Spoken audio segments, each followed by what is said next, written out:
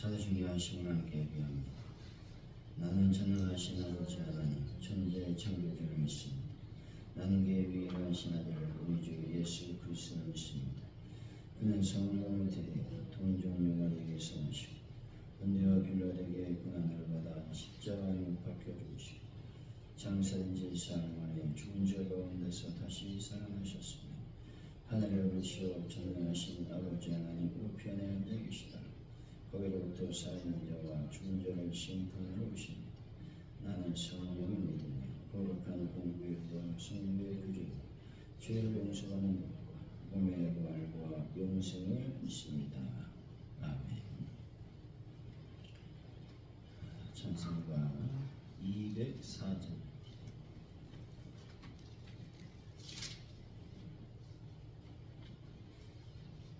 204장 주의 말씀 듣고서 준행하는 자는 반석 위에 터닫고 집을 지은 같아 비가 오고 물나며 바람 부딪혀도 반석 위에 세운 지 무너지지 않네. 잘 짓고 잘 지세 우리 집 잘 지세 만세 반석 위에다가 우리 집 잘 지세 주의 말씀 듣고도 행치 않는 자는 모래 위에 터닫고 집을 지은 같아 비가 오고 물나며 바람 부딪힐 때 모래 위에 세운 지 크게 무너지네. 잘 짓고 잘 지세 우리 집 잘 지세 만세 반석 위에다 우리 집 잘 지세 세상 모든 사람들 집을 짓는 자니 반석이가 아니면 모래 위에 짓네. 우리 구주 오셔서 지은 상을 줄 때 세운 공로 따라서 영영상 보주리.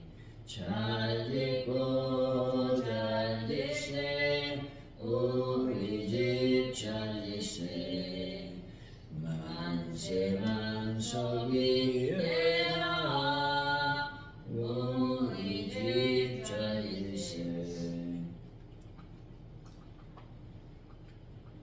주님, 말씀을 받는 저희들 마음은 과연 어떤 땅인지 돌아보게 하여 주옵소서.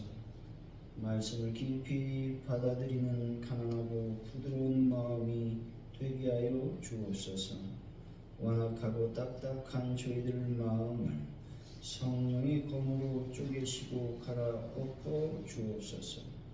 말씀을 듣고 깨달아 삶으로 살아내며 결실하는 참 믿음의 사람이 되게 하여 주시기를 원합니다. 하나님 아버지, 오늘도 하루를 살아갈 때에 하나님께 영광을 돌리는 삶을 살게 하여 주시고 특별히 삶과 또 신앙이 하나가 되는 은혜를 저희들에게 더하여 주실 줄로 믿습니다. 거짓을 없애고 속임수를 끊어내며 죄와는 피 흘리기까지 싸우는 놀라운 역사가 일어날 수 있도록 아버지께서 복을 더하시고 인도하여 주실 줄로 믿습니다. 하나님, 가족 오늘의 교회를 기억하시고 이날의 이민족을 붙잡아 주시며 전 세계 평화의 놀라운 은혜가 하나님의 영광이 또 평화가 임할 수 있도록 인도하여 주옵소서. 가족들에게 놀라운 부흥을 더하여 주실 줄로 믿습니다. 하나님 올해 귀하게 또 출석인원이 20명을 넘길 수 있는 은혜를 저희들에게 더하여 주옵소서. 또 열매 맺고 결실의 역사가 전도할 때마다 일어나게 하여 주실 줄로 믿습니다. 또 전도할 때에 성령의 강력한 역사가 일어나게 하여 주옵소서. 다른 문제를 해결하여 주시고 하는 문제를 치유하여 주시며 하나님의 교회의 체질이 늘 풍성해질 수 있도록 아버지와 함께하여 주옵소서. 그래서 주의 사역을 할 때마다 놀라운 은혜가 임하게 하여 주실 줄로 믿습니다. 하나님 아버지, 우리가 주일을 다 잘 준비하는 자가 되어서 하나님께 영광을 돌릴 수 있도록 도와주실 줄로 믿습니다. 자, 이번에는 우리가 명절을 맞이해서 또 오고 가는 발걸음이 있습니다.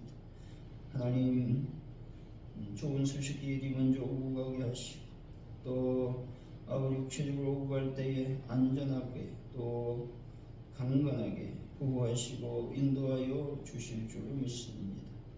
함께하여 주옵소서. 예수님의 이름으로 기도하옵나이다. 아멘. 오늘 우리에게 주신 말씀은 마태복음 13장입니다.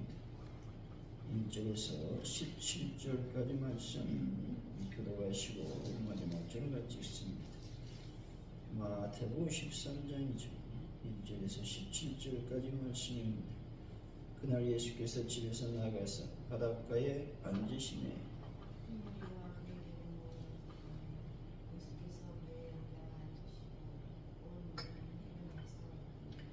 예수께서 비유로 여러 가지를 그들에게 말씀하여 이르시되 씨 뿌리는 자가 뿌리러 나아가서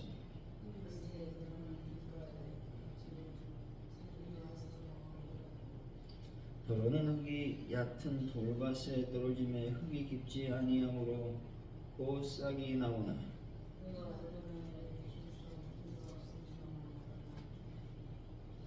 더러는 가시떨기 위에 떨어짐에 가시가 자라서 기운을 막았고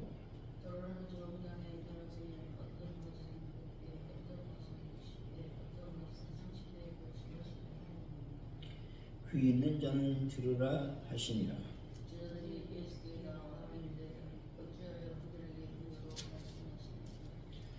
대답하여 이르시되 천국의 비밀을 아는 것이 너희에게는 허락되었으나 그들에게는 아니 되었나니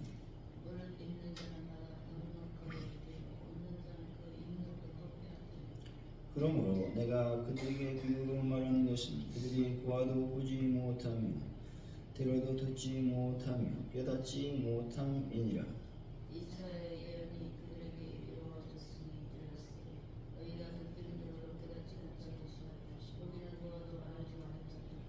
이 백성들의 마음이 완악하여져서 그 귀는 듣기에 둔하고 눈은 감았으니 이는 눈으로 보고 귀로 듣고 마음으로 깨달아 돌이켜 내게 고침을 받을까 두려워함이라 하였느니라.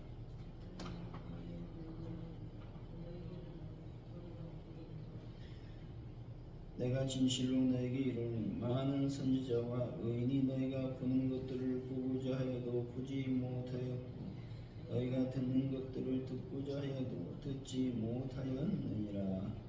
아멘.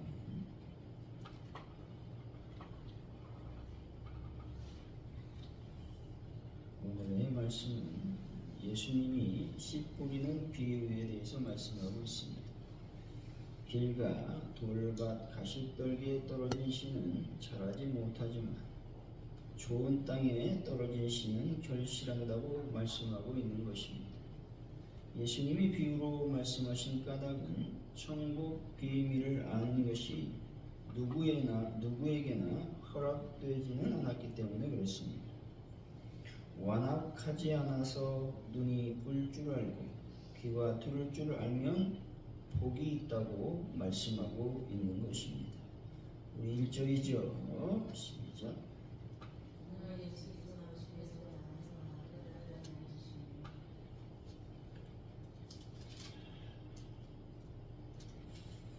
그날이라고 하는 말은 문맥적으로 12장에서의 논쟁, 다시 말해서 안식일의 논쟁, 또 바알세불의 논쟁이 있었던 바로 그날을 가리킵니다. 바리새인들의 배척이 극에 달한 시점에 예수님은 사역의 장소를 옮기시고 있다는 것입니다. 집에서 나아가사라는 말씀은 유대인들이라는 제한적 범위를 넘어 이방인과 만민을 향한 개방적 사역으로서의 전환을 말하고 있습니다. 바닷가에 앉으심에라는 말씀에서 바닷가는 갈릴리 호숫가를 말하고 있습니다. 그리고 여기서 앉다라는 동사는 당시 랍비들이 가르칠 때 취하던 공식적인 자세를 의미합니다. 예수님은 종교적 장소 해당에만 머물지 않으시고 사람들이 있는 일상의 현장으로 가셨다는 것입니다. 우리 역시 복음을 읽고 세상의 현장으로 나아가는 현장 중심의 신앙이 필요하다라고 말씀하고 있는 것입니다. 우리 2절이죠. 시작. 그는 우리가 그에게 예수께서 그에게 원머리는 배에 올라가사라는 말씀은 실용적인 선택을 했다는 것입니다. 몰려든 인파로부터 적절한 거리를 두어 목소리를 효과적으로 전달하고 질서를 유지하기 위함인 것입니다. 우리는 해변에 서 있더니라는 말씀은 스승은 배 위에 앉아 권위 있게 가르치고 제자들과 무리는 해변에 서서 경청하는 장엄한 야외 집회의 모습을 보여주고 있다는 것이죠. 여기서 배라고 하는 작은 공간이 거룩한 강단으로 변화되는 그런 순간을 묘사하고 있다는 것입니다. 말씀을 듣기 위해 해변에 서 있는 무리처럼 우리에게도 말씀을 향한 열망과 기다림이 있는지 나 자신을 살펴보아야 하는 것입니다. 복잡한 일상을 잠시 멈추고 주님의 음성에 집중할 수 있는 나만의 해변을 확보해야 된다라고 말씀하고 있습니다. 3절이죠. 시작. 예수께서 이후로 여러 가지를 우리에게 말씀하여 주시고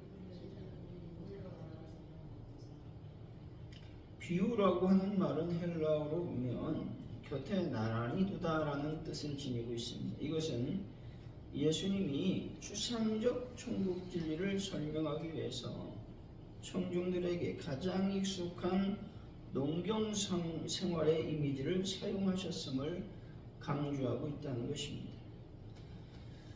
씨를 뿌리는 자라는 말씀은 근본적으로 예수 그리스도 자신을 의미하고 있죠. 확대적으로 보면 복음을 전하는 모든 전도자를 의미하기도 하다는 것입니다. 뿌리로 나가서라는 말씀은 당시 팔레스타인의 파종법은 밭을 먼저 갈고 씨를 뿌리는 것이 아니라 씨를 먼저 뿌린 후에 밭을 가는 방식이었다는 것이죠. 이는 복음이 모든 사람에게 차별 없이 광범위하게 선포됨을 상징하고 있다라는 것입니다. 4절이죠. 시작.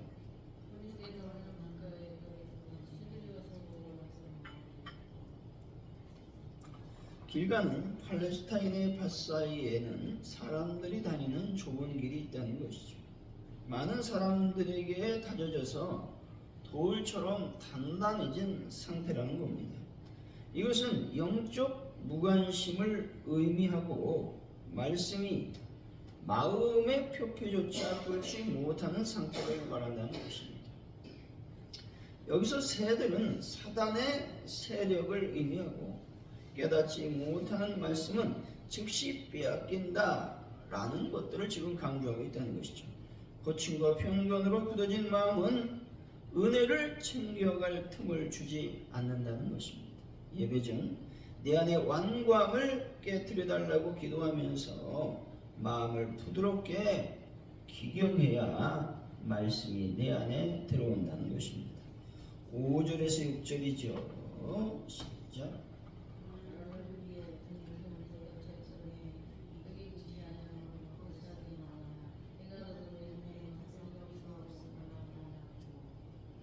돌밭은 겉에는 얇게 흙이 덮여 있으나 그 밑은 거대한 안반층인 지형을 말하죠. 싹은 빨리 나지만 생존의 근원인 뿌리를 내릴 수가 없다는 것입니다. 이것은 감정적 열광주의에 대한 경고로 볼 수가 있다는 것입니다. 뿌리가 없다는 것은 환난과 박해나 해라는 시련이 올 때에 신앙의 인격이 견디지 못함을 의미한다는 것입니다. 감정적인 뜨거움보다 중요한 것은 말씀의 깊이라고 말하고 있는 것입니다. 시련 속에서도 흔들리지 않도록 성경 공부나 묵상을 통해 신앙의 뿌리를 깊이 내려야 된다고 말씀하고 있는 것입니다. 7절이죠. 시작.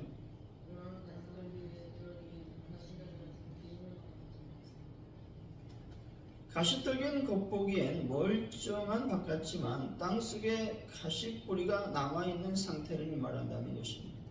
기운을 막았다라는 단어는 지식시키다라는 뜻을 지니고 있는 단어를 강조하고 있는 것입니다. 세상의 염려와 재물의 유혹이 영적 에너지를 모두 빨아들여서 결실을 방해하는 상태가 가시떨기와 같은 밭이라고 말씀하고 있는 것입니다. 8절이죠. 시작.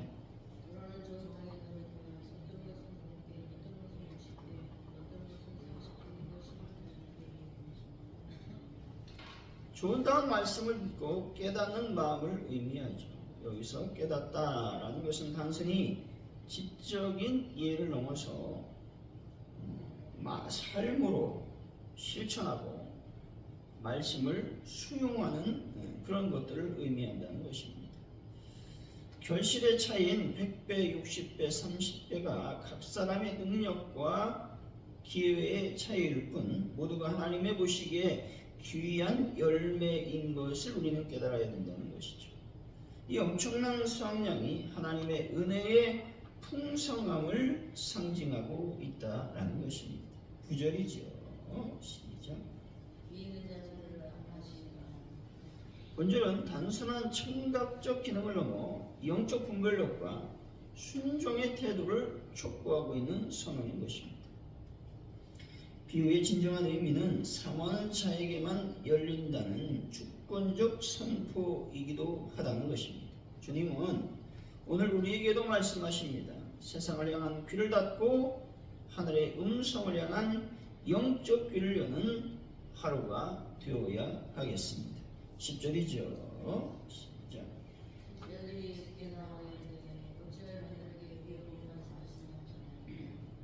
본절은 제자들이 예수님의 가르침 방식이 변화된 것에 대해서 의구심을 갖고 있다는 것입니다. 이전의 산상수훈이 명료한 선포였다면 이제는 수수께끼 같은 비유를 사용하고 있음을 우리는 볼 수가 있다는 것이죠. 11절이죠. 시작.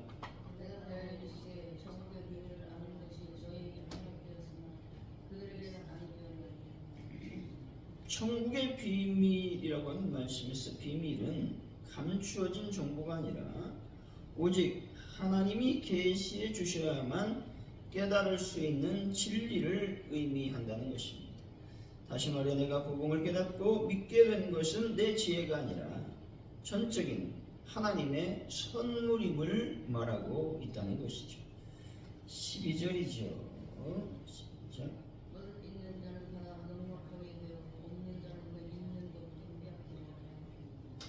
여기서 있는 자라는 말씀은 이미 주어진 빛에 순종하고 사모하는 자를 의미한다는 것이죠. 반면에 거부하는 자는 마음이 완악해져서 결국 가졌던 최소한의 종교적 지식마저 잃게 된다라는 것을 말씀하고 있는 것입니다. 그래서 어쨌든 우리 마음을 부드럽게 만들어야 된다. 또 완악하고 또 교만한 마음을 버려야 된다. 라는 것들을 계속적으로 강조하고 있다는 것이죠. 13절이죠. 시작. 그러므로 내가 그들의 비유를 말하며 그들이 보아도 들어도 듣지 못하며 깨닫지 않지 못하며. 본절은 하나님의 의도적인 눈가림이라기보다는 백성들이 이미 진리를 거부하기로 결정했기 때문에 비유가 그들에게 아무런 유익을 주지 못하는 상태가 되었음을 의미하고 있다는 것이죠. 마음에 받아들이려고 하는 마음이 없다면 무용지물이 될 수밖에 없다라는 것을 말씀하죠. 14, 15절이죠. 시작. 이사야의 예언이 그들에게 이루어졌으니 너희가 듣기를 들어도 깨닫지 못할 것이요 보기는 보아도 알지 못하리라. 이 백성들의 마음이 완악하여서 그 듣기는 귀에 나고 눈은 봤으니 이는 눈으로 보고 귀로 듣고 마음으로 깨닫지 못하고 되게 고침을 받았다 두려움이라 하였느니라. 완악하여져서라고 하는 말씀은 기름지게 되다, 둔감해지다라는 의미입니다. 이게 무슨 뜻이냐? 풍요와 교만으로 인해서 마음이 살찌고 감각이 마비된 상태를 의미한다는 것이죠. 하나님께 고침을 받을까 스스로 눈을 감고 귀를 막는 비극적인 완고함을 말하고 있다는 것이죠. 그래서 우리는 늘 마음을 어떻게 해야 된다? 부드럽게 또 겸손한 마음을 유지해야 됨을 우리가 깨닫게 되는 것이죠. 16절입니다. 시작. 너희 눈은 몸으로 너희 귀는 들음으로 복이 있다라는 말씀은 산상수훈의 팔복에서 사용된 단어와 같은 단어를 사용하고 있다는 것이죠. 이는 세상적인 행운이 아니라 하나님과의 관계 속에서 누리는 신령한 기쁨을 의미한다는 것이죠. 다시 말해 제자들이 특별한 능력이 있어서가 아니라 예수 그리스도라고 하는 계시의 실체 앞에 서 있기 때문에 복되다라고 말씀하고 있다라는 것이죠. 그래서 우리가 복된 이유는 다른 것이 있는 게 아니라 예수 그리스도를 믿는 하나님의 자녀가 되었기 때문에 우리는 복된 자가 되었다 말씀하고 있죠. 17절입니다. 시작. 내가 진짜로 너희에게 나는 선지자 의인이 너희가 보는 것들을 보고자 하여 보지 못하였지 너희가 듣는 것들을 듣고자 하여 듣지 못하였느니라.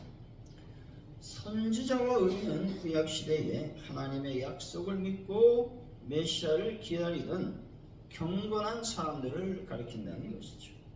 보고자 해도 보지 못하였다라는 말씀은 구약의 성도들은 멀리서 그림자로만 메시아를 바라보았습니다. 그러나 제자들은 그 실체이신 예수님과 함께 먹고 마시며 직접 배우는 은혜를 누렸다라는 것이죠.